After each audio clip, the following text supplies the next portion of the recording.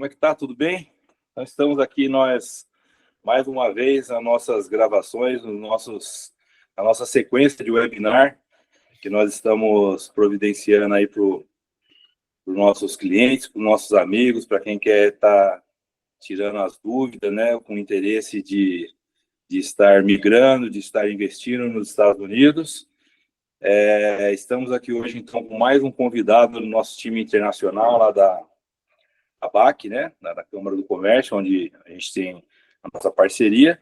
E hoje nós vamos estar aqui falando sobre contabilidade, sobre como abrir a empresa, como tratar a contabilidade naquela cultura americana. Então, vai ser uma honra estar aqui hoje recebendo nosso querido o João Gomes, nosso amigo, nosso querido Joey, lá dos Estados Unidos, vai falar tudo para a gente hoje, o cara sabe tudo aí de contabilidade, de abrir empresa lá nos Estados Unidos. Joey, estamos aqui com o nosso diretor comercial também, Gabriel Ribeiro, daqui a pouco vai se apresentar. Joey, por favor, se apresente aí para os nossos amigos. Obrigado, Rogério. É um prazer estar falando com vocês. Estamos aí com esse projeto bem audacioso, né, Rogério e Gabriel? Mas não só audacioso, no sentido de ser algo diferente, né? Mas com o intuito de ajudar a comunidade brasileira que vem para os Estados Unidos empreender, trazer o seu negócio, expandir o seu negócio.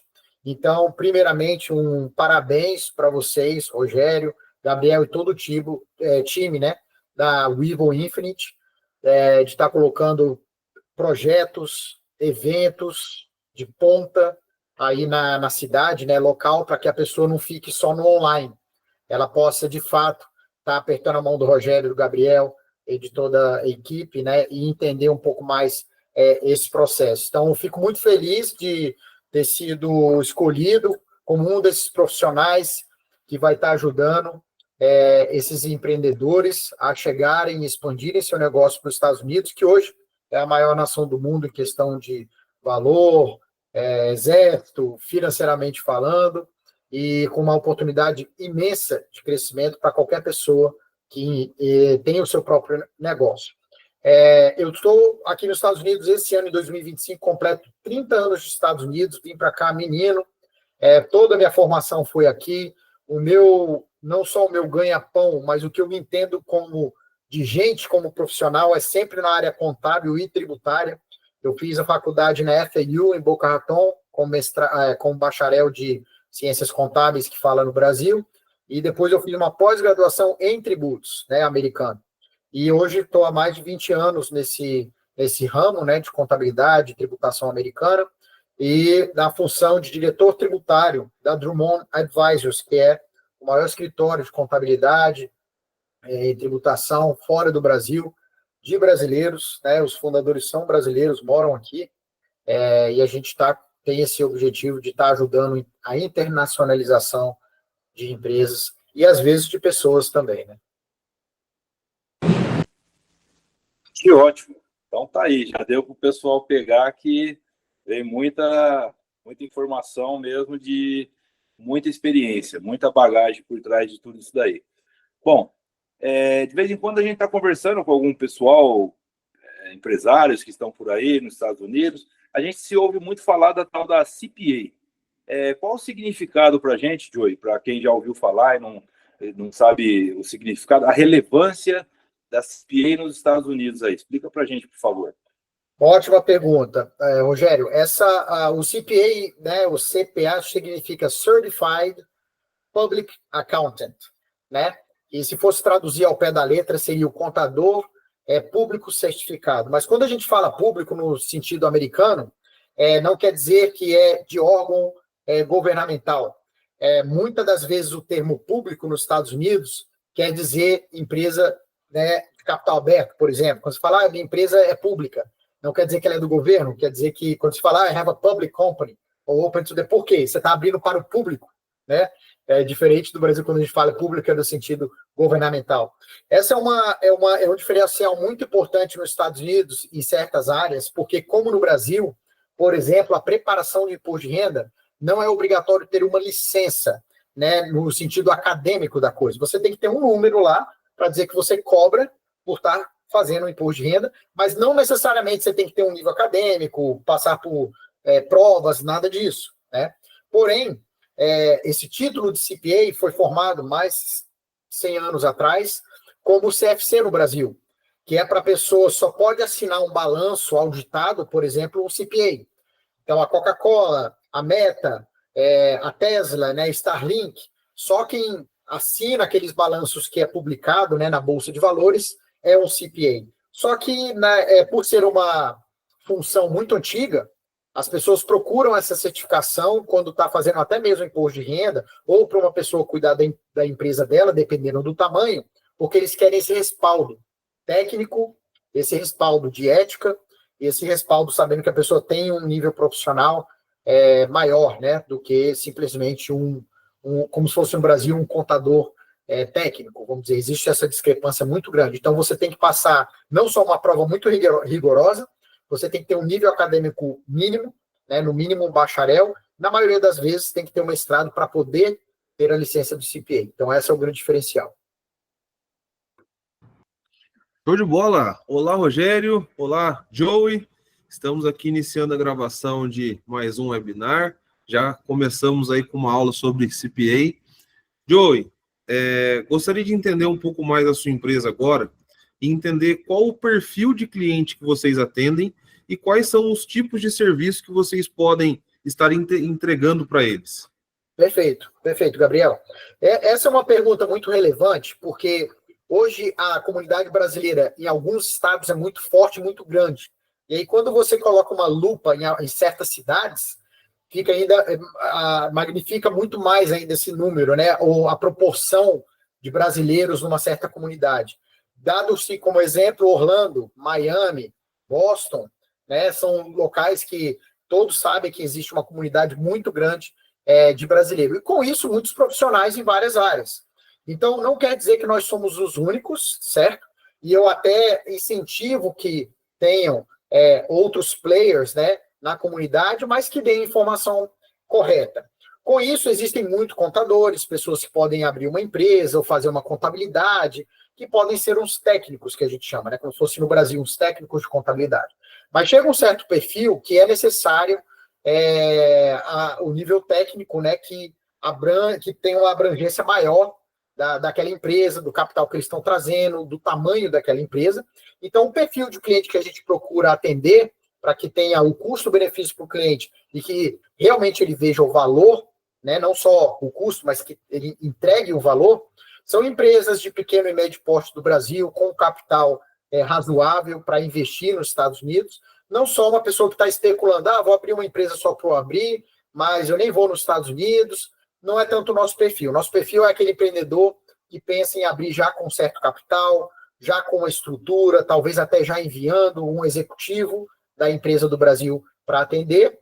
Ou, no caso de pessoa física, aquelas pessoas que têm um patrimônio alto no Brasil estão imigrando para cá, porque nós também podemos ajudar na questão do planejamento tributário da pessoa física que tem um patrimônio alto no Brasil, para não pagar imposto em 2 lugares, né? Não estar pagando imposto duplicado. Muito bem. Joey, por que é crucial o planejamento pré-imigração para as pessoas, principalmente aquelas com patrimônio relevante aqui no Brasil? Ótimo, já pegamos o gancho aí, então, da pergunta anterior. A gente falou um pouco de empresas, né, Rogério, do perfil, né, dessas empresas que nós trazemos. Temos grandes multinacionais do Brasil que começaram, até mesmo ano passado, operação em Miami, operação em Orlando. Então, a gente cuida de toda a dinâmica, até mesmo de folha de pagamento, nós fazemos internamente dentro da empresa. Agora, na pessoa física, por que é crucial, né, esse planejamento pré-imigração? É porque a lei difere muito, né? Elas são opostas, né? Não opostas, mas são bem diferentes. Eu vou te dar um exemplo bem clássico, Rogério, que aí você vai entender a gravidade desse planejamento. Sem um planejamento, se uma pessoa com patrimônio alto, a maioria dos casos que a gente lidar é patrimônio devido a empresas. Criaram o seu negócio, tiveram sucesso e tem um patrimônio alto no Brasil e toda a sua renda vem através daquele grupo de empresas ou uma empresa só que aquele empreendedor tem. Se aquele empreendedor vem para os Estados Unidos, pega um green card, começa a morar aqui e aí chega a época de declaração de imposto de renda, ele, por ser residente, ele tem que declarar sua renda no mundo todo. Então, igual você agora, se tivesse alguma coisa aqui, você teria que falar para o seu contador aí que você tem uma conta, que você tem um investimento, que você tem uma renda. Mesma coisa nos Estados Unidos. Porém, como eu falei, a lei é muito diferente. Então, hoje no Brasil, se você distribui da sua empresa brasileira, você não paga imposto. Né? Não há tributação para distribuição de lucros. Né? Ela é isenta. Então, nesse cenário, os Estados Unidos não isenta. Ele não vai falar, o Brasil é isento, eu vou isentar também. Não. Aqui nos Estados Unidos, se você tem participação, vamos falar da Coca-Cola, né, que inclusive está aqui na Georgia. Então, se você tem participação na Coca-Cola, você comprou ações dela, tá? Mesmo que através do seu banco, e ela distribui lucro, que aqui a gente chama de dividendos, né? No fim do ano, você vai incluir aquele dividendos no seu imposto de renda e pagar imposto sobre aquele dividendos. Então, os Estados Unidos não trata diferente a Coca-Cola do que a empresa que você tem, Rogério. Então, aquela distribuição ele vai cobrar. Então, imagina, um cliente com patrimônio alto que distribui $1 milhão no Brasil que está isento.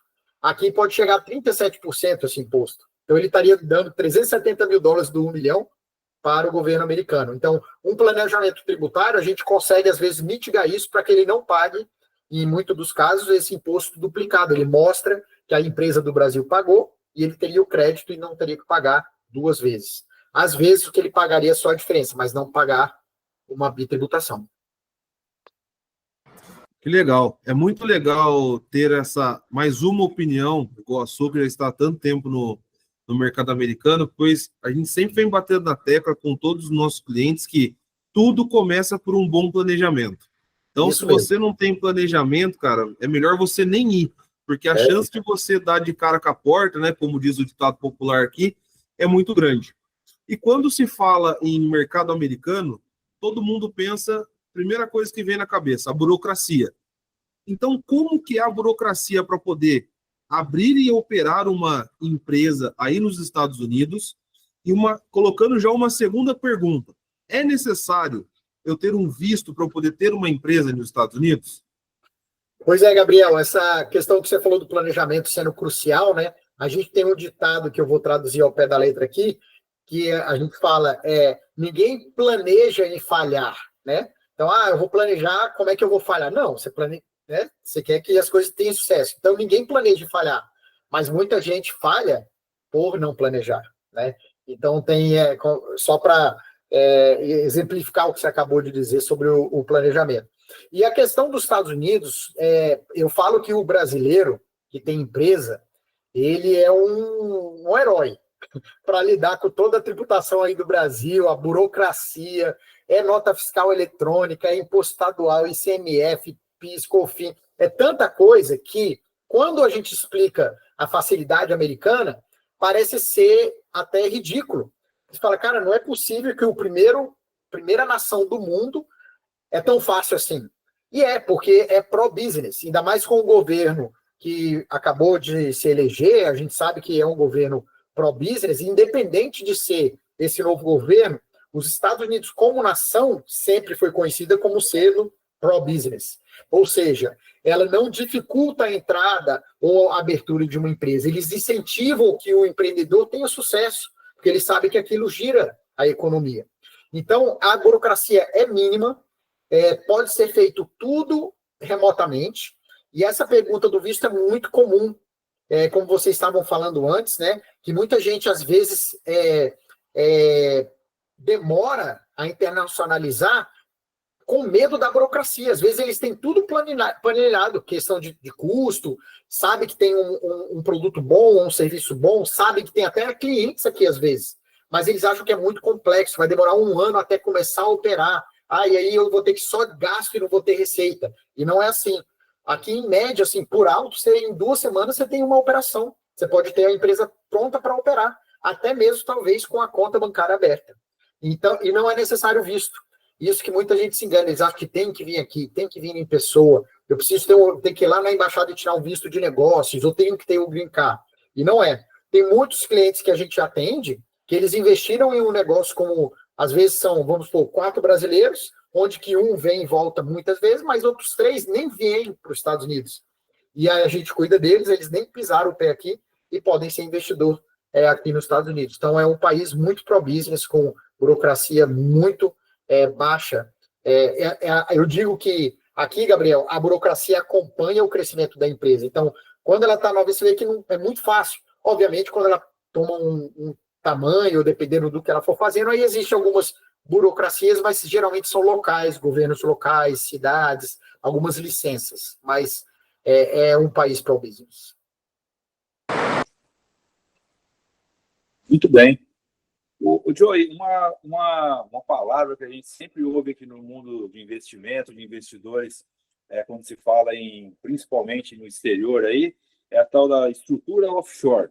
Pode explicar para a gente um pouco aí, né, para a gente entender um pouco mais sobre essa daqui, ainda bem que esse daqui é da Wivo e do BACC, porque vocês poderiam pegar essa aqui e vender por um valor bem alto, que eu falo que essa é a dica de $10 mil. E eu não falo brincando, porque em Miami você vê gente cobrando isso a rodo, né? Essa informação.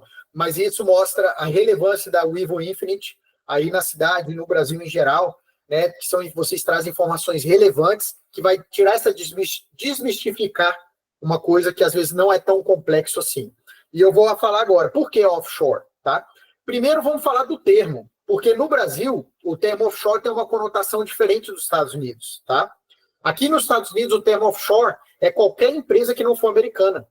Então, se eu faço participação de uma empresa brasileira, quando eu estou conversando com meu amigo americano, eu falo que eu tenho participação numa empresa offshore. Tá? Já no Brasil, se você falar com qualquer pessoa, se for no bar, se você estiver no networking, se estiver em qualquer lugar e você fala, gente, eu tenho uma empresa offshore, eu garanto que mais de 90%, quando você falar isso, eles acham que vai estar em alguma das ilhas caribenhas. Ou Caimã, ou Panamá, ou Ilhas Virgens Britânicas, Neves, Bahamas. E imediatamente o brasileiro identifica offshore como um paraíso fiscal.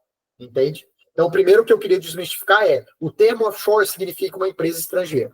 Mas voltando para o âmbito brasileiro, para a gente entender esse ângulo, quando o pessoal pergunta, é porque antigamente você abria uma empresa nessas ilhas, por quê? Nessas ilhas eles não cobram imposto se a atividade não estiver dentro do país. Tá? Então, por exemplo, se você abre uma empresa em Bahamas, certo? E aí você tem uma operação de compra de pneu na Ásia para vender no Peru, certo? E nada passa por Bahamas, eles não cobram imposto. Por isso que eles chamam de paraíso fiscal, tá? Então, no Brasil, quando você tinha essa empresa, aquele lucro da empresa, se você não distribuísse, não era tributado no Brasil, até que você tirasse o dinheiro. Então, você conseguia crescer seu patrimônio, né, fora, sem pagar imposto no Brasil, porque você já tem uma outra renda do Brasil, um outro negócio, geralmente era assim, ou através de aplicação financeira. Porém, isso mudou ano passado, agora existe a lei das offshores, a gente não vai dar tempo de explicar a lei das offshore, mas a razão do brasileiro da offshore era isso, era ele poder crescer o patrimônio sem ter que pagar imposto até que ele distribua, tá?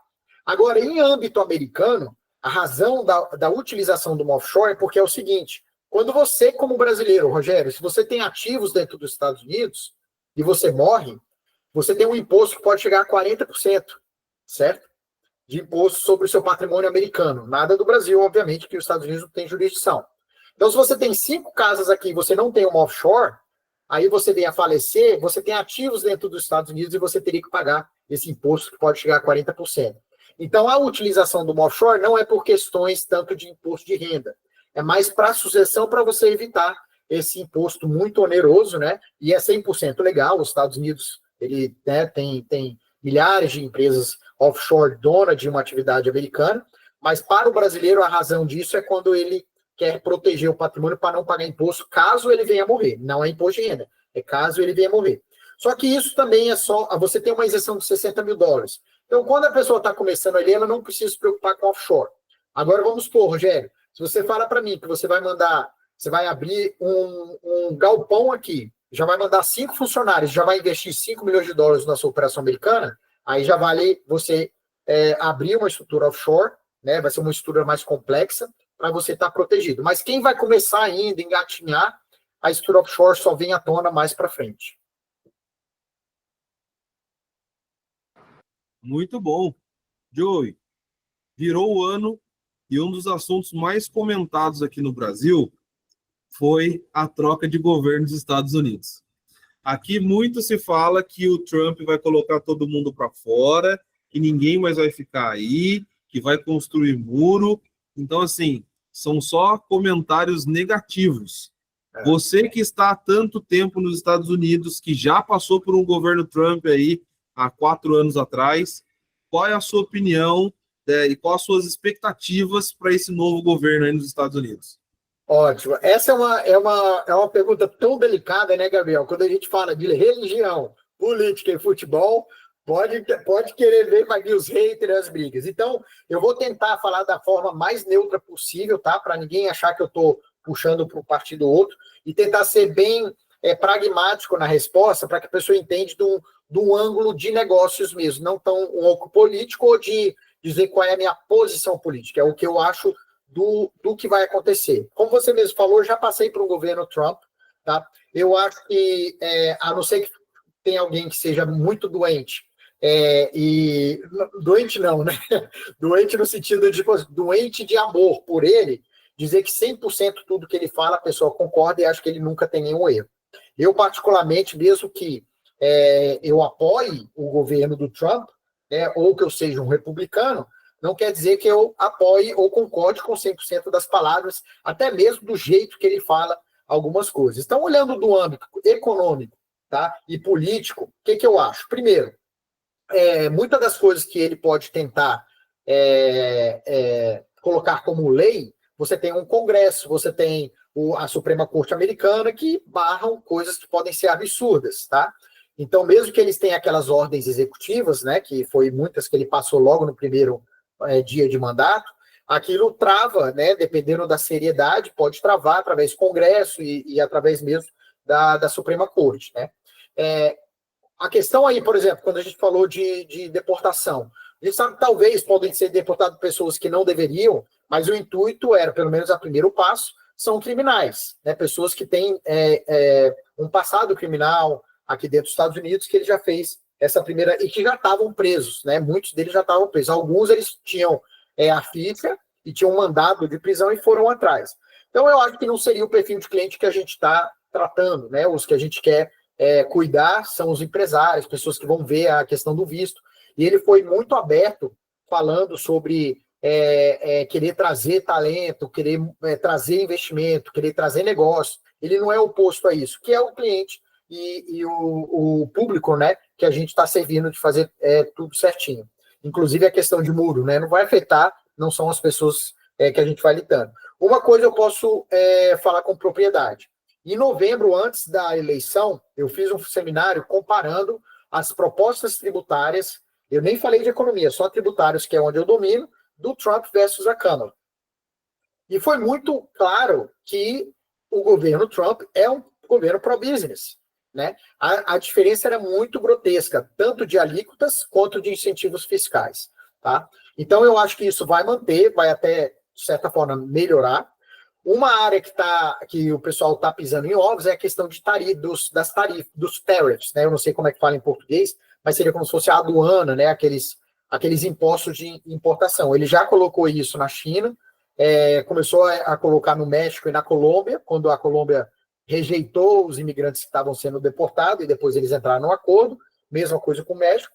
Então, você pode ver que é um cara mais duro, que fala umas coisas absurdas, mas ele alcança o objetivo dele, né? Então, acabou que o México cedeu, acabou que a Colômbia cedeu, ele falou do Brasil, né? A gente sabe que no Brasil, se você for levar um carro importado, ele vai chegar aí quase 3 vezes o valor. Só de câmbio, né?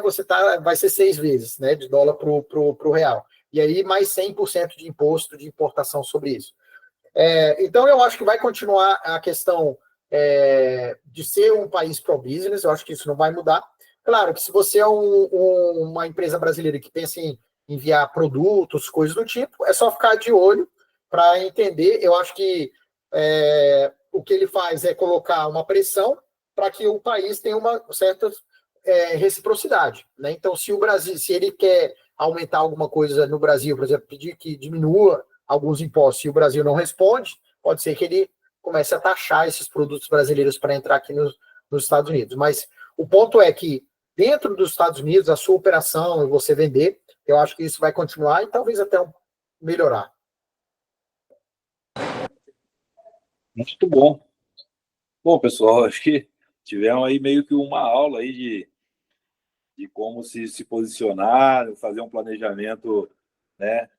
Além de todos os planejamentos dos outros webinars que nós fizemos, principalmente quem quer levar aí de forma profissional, de forma de business, de negócio aí, acho que o João deu nosso querido Joey deu uma explicação aí, acho que 100%, inclusive chegando até na parte aí da troca agora de governo, né? Que acho que realmente deixa a gente que quer levar um negócio para os Estados Unidos aí mais tranquilo, ou iniciar um negócio novo mais tranquilo.